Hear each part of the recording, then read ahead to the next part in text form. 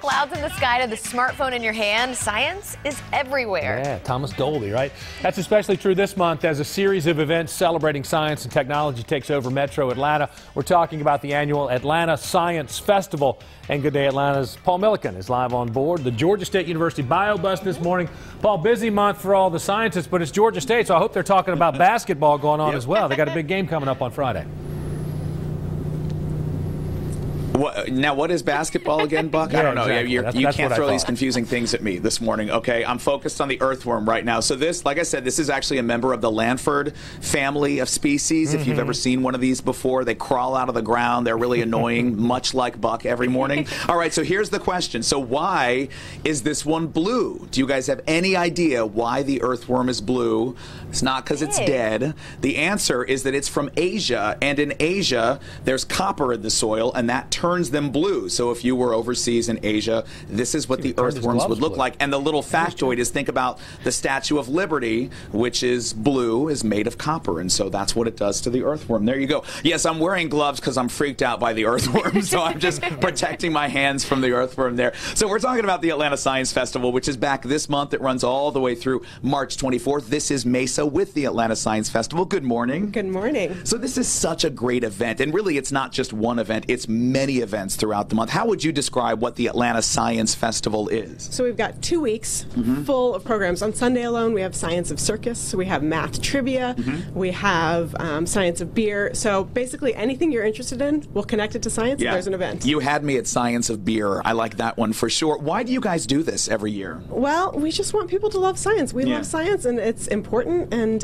you got to realize how it's connected to your everyday life. Yeah. Well, today there are several stops being made by the Georgia State University Bio Bus, and we are ready to do some science right here. This is actually why I have the gloves on. So two of our friends from the Bio Bus here this morning. First of all, introduce yourself. My name is Dr. Shondon Morris Robbins. It is great to see you this morning. So how would you describe what the Bio Bus is? What does this thing do?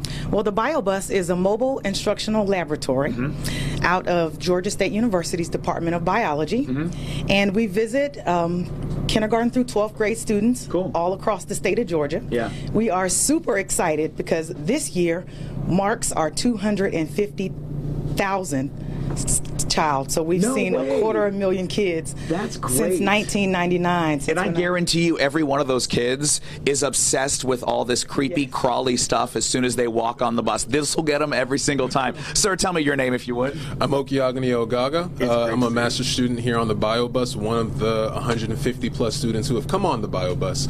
Basically what we do is that we as students, we get to work on the bus, we get to teach. It gives us the opportunity to communicate with kids at different age levels. Wow. Sometimes a lot of fellows come in with one idea of, I may go be a doctor. End up in education. And it's a beautiful thing because we have a tight-knit family that the Bio Bus creates and fosters long after you're here. I love that. And some of them never leave, like her. They start and they just can never get off the bus once they boarded. All right, can we please do an experiment? I'm dying to blow something up. Okay, so what are we doing here? So this morning we're going to do chemistry. Okay. So we're going to do chemistry states of matter and chemistry acids and bases. Okay. So the first thing we have here are safety goggles. Yes. All right. Yes. Looking very professional now. Yeah. Looking great. I mean, and the second thing we have to have is food coloring. Because all the kids that we've gone to know that science magic doesn't happen unless it's in color. Without food coloring. Without food coloring. I like it. So the first thing we have is what we call dry ice. Dry ice is carbon dioxide. Okay.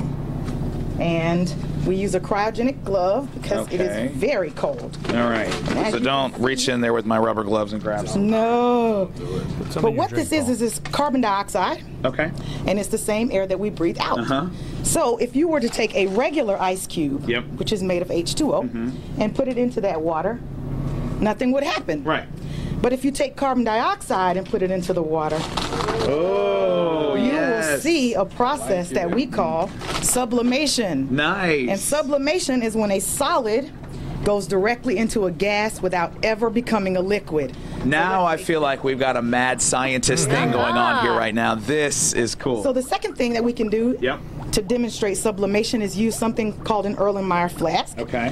If we put some carbon dioxide down into the Erlenmeyer flask, and we put the stopper on top. What do you think's going to happen? Is it going to blow up the balloon? Oh! Is it going to blow up the balloon?